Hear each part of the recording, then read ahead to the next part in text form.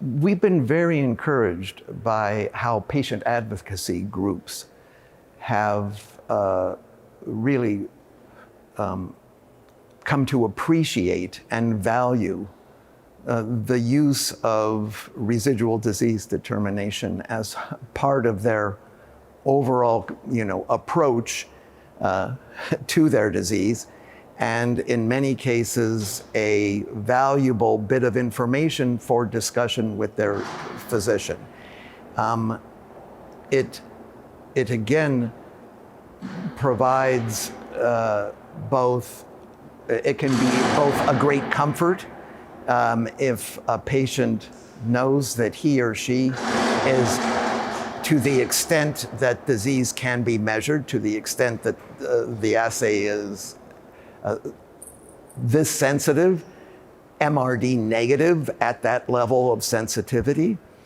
It can also be a great comfort to a patient to know that if the disease begins to come back,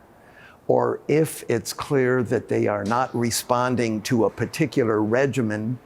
as soon, as quickly as possible, that they can know of that sooner, and therefore possibly, again, in discussion with their physician, consider other options, other therapeutic regimens, the addition of certain therapies. Or if they're doing very well and if they have been consistently MRD negative over time, begin to contemplate what that actually means. And for myeloma, that begins a discussion of, well, are we in fact controlling your disease, or possibly,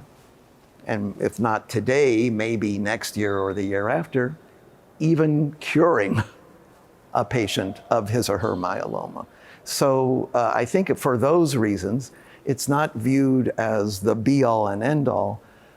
but it is viewed as, again, a highly accurate, standardized, and sensitive way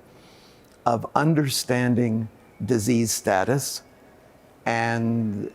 providing information that is very useful and valuable for a consideration of clinical management.